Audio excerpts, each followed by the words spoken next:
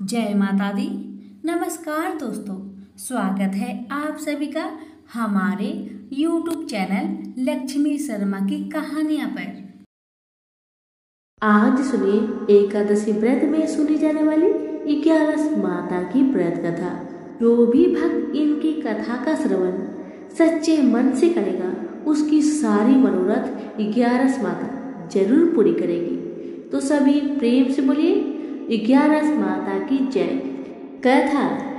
एक बार एक राज्य में एक राजा रहा करता था। राजा बहुत ही बुद्धिमान और बलशाली था। राजा सदैव अपनी प्रजा का बहुत अच्छे से ध्यान रखता था। प्रजा भी अपने राजा को बहुत पसंद करते थे। राजा की 2 बेटियां थी। राजा अपनी दोनों बेटियों से बहुत प्रेम करता था। राजा की छोटी बेटी देखने में बहुत सुंदर और आकर्षक थी और राजा की बड़ी बेटी छोटी बेटी के मुकाबले थोड़ा कम सुंदर थी। राजा की छोटी बेटी 11 माता का पूजा किया करती थी और सभी लोग राजा की छोटी बेटी से बहुत प्रेम करते थे और बहुत प्रशंसा किया करते थे। राजा भी अपनी छोटी बेटी को बड़ी बेटी से अधिक प्रेम करता था, जिस कारण राजा की बड़ी बेटी को अपनी छोटी बहन से बहुत नफरत होने लगा। राजा की दोनों बेटियां जब बड़ी हो गई तब एक पड़ोस राज्य में रहने वाला राजकुमार राजा की बड़ी बेटी के लिए रिश्ता लेकर आया। लेकिन जैसे ही उस राजकुमार की नजर राजा की छोटी बेटी पर पड़ी तो वह राजकुमार राजा की छोटी बेटी पर आकर्षक हो गया और उसे पहली नजर में ही उससे प्रेम हो गया। उस राजकुमार ने राजा की बड़ी बेटी के साथ विवाह करने के लिए मना कर दिया और उसने राजा से कहा कि मैं आपकी छोटी बेटी से विवाह करना चाहता हूँ। इसके बाद राजा की बड़ी बेटी यह देखकर अपनी छोटी बहन से बहुत क्रोधित हो गई और राजा की बड़ी बेटी ने अपनी छोटी बहन को अपना सबसे बड़ा दुश्मन मान लिया। राजा की बड़ी बेटी ने अपनी छोटी बहन से बदला लेने का निर्णय लिया, जिसके लिए उसने अपनी छोटी बहन को जान से मारने का प्लान बनाया। राजा की बड़ी बेटी ने अपनी छोटी बहन को मारने के लिए सबसे पहले एक लड्डू में जहर मिलाकर उसने अपनी छोटी बहन को दे दिया और उसको लड्डू खाने के लिए कहा। छोटी बहन ने लड्डू खा भी लिया, लेकिन चमत्कार देखिए, 11 माता की कृपा से छोटी बहन का एक बाल भी बाका न हुआ। बड़ी बहन यह देखकर बहुत आश्चर्यचकित में पड़ गई, लेकिन बड़ी बहन ने हार नहीं मानी। उसने सोचा अब की बार मेरी बहना बच गई, लेकिन अगली बार नहीं बचेगी। बड़ी बहन ने जब छोटी बहन रात में अपने कमरे में सो रही थी तब उसने एक मटके में सांप रखकर उसे कमरे में छोड़ दिया। 11 माता के चमत्कार से, उनकी कृपा से छोटी बहन को कुछ नहीं हुआ। जब बड़ी बहन ने देखा कि मेरी छोटी बहन सही सलामत है तो उसने फिर एक चाल चली। उसने अपनी बड़ी बहन को कहा कि चलो कुएं से पानी भर के लाते हैं। अब तो दोनों बहन मिलकर कुएं के पास जाते हैं। बड़ी बहन ने कहा, बहन तुम कुएं के पास चलो, पानी निकालो। जैसे ही बहन कुएं के पास गई, बड़ी बहन ने छोटी बहन को कुएं में ढकेल दिया। लेकिन 11 माता का लीला देखिए, तभी छोटी बहन को कुछ भी नहीं हुआ। बड़ी बहन बार बार असफल होती रही क्योंकि 11 माता छोटी बहन की रक्षा कर रही थी। तो बड़ी बहन का हर प्रयास असफल हो रहा था, इसलिए बड़ी बहन बहुत क्रोधित होती जा रही थी। फिर उसने अपनी छोटी बहन के पास जाकर उससे खुद पूछा कि मेरी छोटी बहन, तुमको पता है भगवान ने सबकी मृत्यु एक निश्चित समय पर लिखी हुई है और कैसे तुम्हारी मृत्यु होगी क्या तुम जानती हो? तब छोटी बहन ने अपनी बड़ी बहन को बताया कि हाँ, मैं तो जानती हूँ मेरी मृत्यु कैसे होगी। छोटी बहन से यह सुनकर बड़ी बहन मन ही मन बहुत प्रसन्न होने लगी और उसने अपनी छोटी बहन से कहा कि तुम मुझे अपनी मृत्यु की राज बताओ। छोटी बहन तो दिल की बहुत अच्छी थी। उसने अपनी मृत्यु का सारा कारण अपनी बहन को बताना शुरू किया। कि मेरी मृत्यु तो एक तोते में है। जो तोते के गले में एक हार है उससे मेरी मृत्यु होगी। क्या पता कोई भी व्यक्ति तोते को मारकर वह हार अपने गले में पहनेगा तो मैं मूर्छित हो जाऊंगी, और जैसे ही उस हार को अपने गले से उतारेगा मैं वापस से जीवित हो जाऊंगी। अपनी छोटी बहन की मृत्यु की राज जानकर बड़ी बहन बहुत ही खुश हो गई और उसने अपनी छोटी बहन को मारने के लिए उसके पालतू तोते को ढूंढना शुरू कर दिया। और छोटी बहन को इस बात का आभास हो गया था कि कोई उसकी जान लेना चाहता है, जिसके लिए वह अपने पिताजी के पास गई और उसने अपने पिताजी से कहा कि पिताजी, मेरी मृत्यु के बाद आप मुझे लाइएगा मत, बल्कि आप मुझे अपनी पुरानी वाली हवेली में एक पलंग में लिटाकर छोड़ दीजिएगा। अपनी छोटी लड़की की यह बात सुनकर राजा बहुत आश्चर्य में पड़ गया। राजा ने अपनी छोटी बेटी से पूछा, बेटी तुम ये क्या कह रही हो? तब राजा की छोटी बेटी ने बताया, पिताजी समय किसी के लिए नहीं रुका है, कब क्या हो जाए किसी को कुछ पता नहीं। और फिर राजा ने अपनी बेटी से कहा कि तुम ऐसी बातें क्यों कर रही हो? 2-3 दिन के बाद तुम्हारा विवाह है। लेकिन छोटी बेटी ने अपने पिताजी को ऐसा करने पर मजबूर कर दिया और उसने वचन ले लिया। राजा ने भी अपनी छोटी बेटी की बात स्वीकार कर ली और 2-3 दिनों के बाद जब शादी का समय आया तब राजकुमार बारात लेकर राजा के घर आया और राजकुमार और राजा की छोटी बेटी का विवाह शुरू हो गया। जैसे ही राजा की छोटी बेटी राजकुमार के साथ फेरे लेना शुरू करती है तो उसकी बड़ी बहन अपनी छोटी बहन के कमरे में जाकर उसके तोते को पकड़ लेती है और उसको जान से मार देती है। तोते के गले में जो हार था उसको अपने गले में धारण कर लेती है। जैसे ही बड़ी बहन उस हार को अपने गले में धारण करती है तो उधर छोटी बहन 3.5 ही फेरे ले पाती है और वहीं पर बेहोश होकर गिर जाती है। जिसके बाद राजा ने बड़े बड़े वैद्य हकीमों को बुलाया और अपनी छोटी बेटी का इलाज करने के लिए कहा। राजा की बात सुनकर वैद्य ने छोटी बेटी को चेक किया तो राजा को बताया कि आपकी छोटी बेटी ना तो जीवित है और ना ही मरी हुई है। यह मैं पहली बार देख रहा हूँ।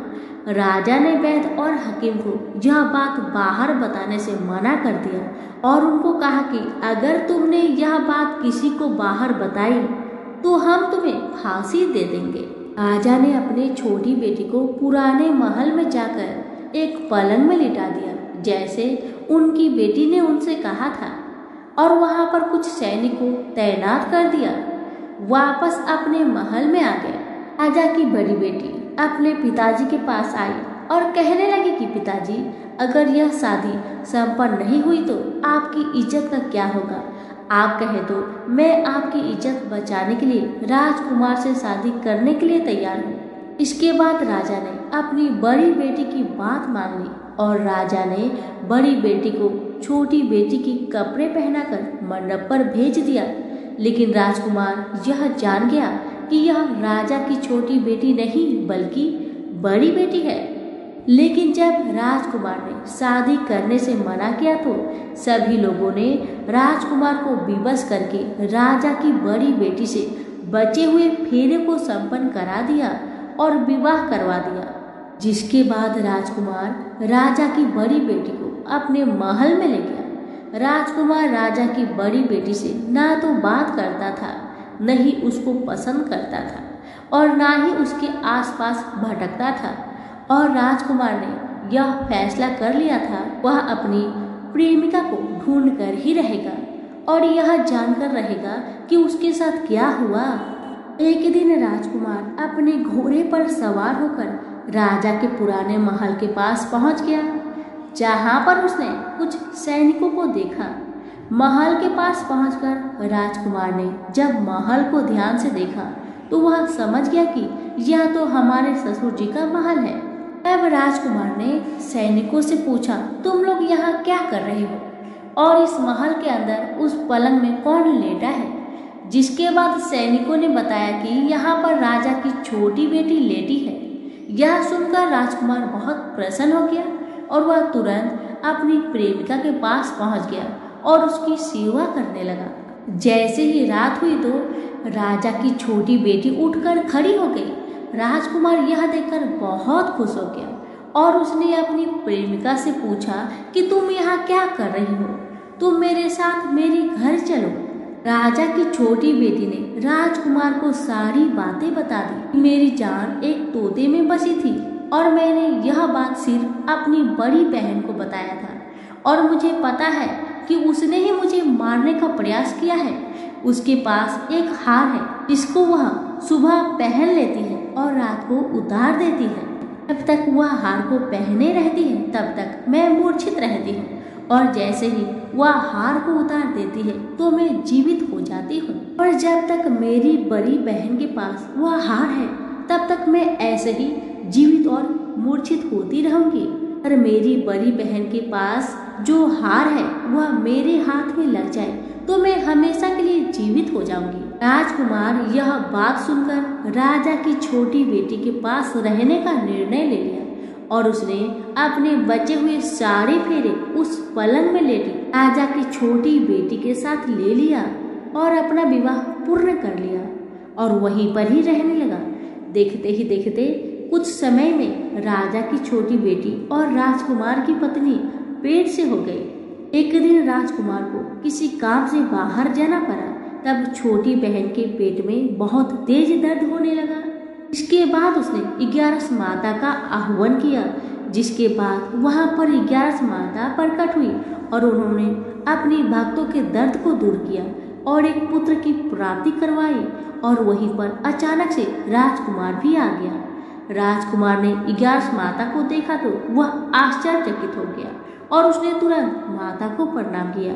और 11 माता ने राजकुमार से कहा कि अब तुम्हारा बेटा 5 वर्ष का हो जाए तो तुम अपनी पत्नी का हार लाकर इसके गले में डाल देना। और देखते ही देखते राजकुमार और राजा की छोटी बेटी का पुत्र 5 वर्ष का हो जाता है। तो राजकुमार अपने बेटे से कहता है कि बेटा, मैं कुछ काम से बाहर जा रहा हूँ, तुम अपनी माता का ध्यान रखना। और वहाँ से चला जाता है।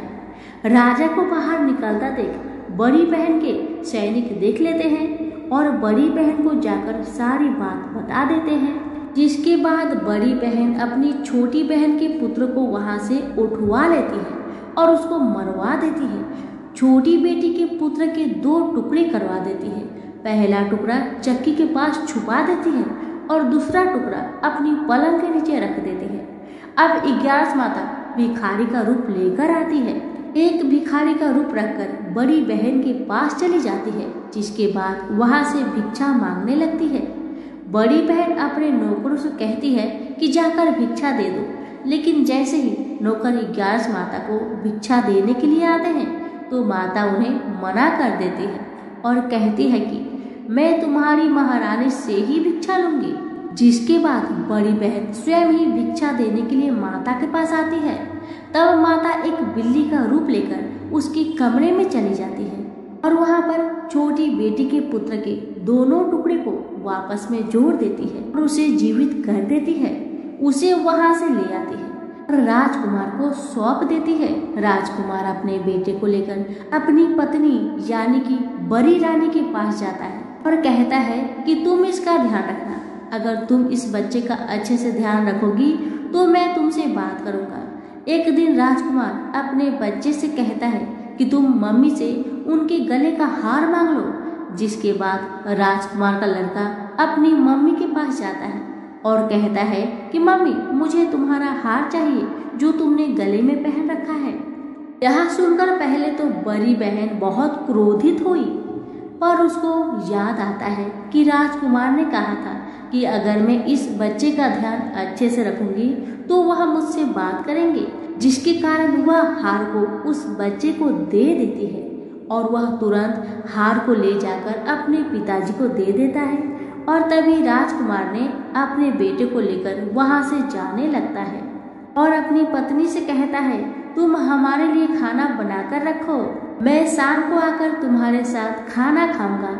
और वह अपने बेटे को लेकर वहां से चला जाता है। जिसके बाद वह राजा के पास जाता है और उनको सारी कहानी बताने लगता है।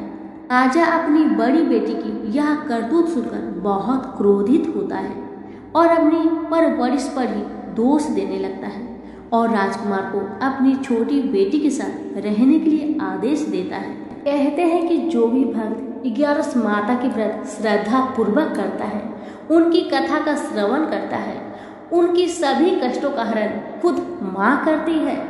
हे 11 माता, जैसे आपने राजा की छोटी बेटी की रक्षा की, उसका पुत्र की रक्षा किया, वैसे ही इस कथा को सुनने वाले, कहने वाले, हुक्कारे भरने वाले सभी के परिवार पर अपनी कृपा सदा बनाए रखना। तो सभी मिलकर बोले 11 माता की जय। कथा को लाइक शेयर करना बिल्कुल ना भूलें।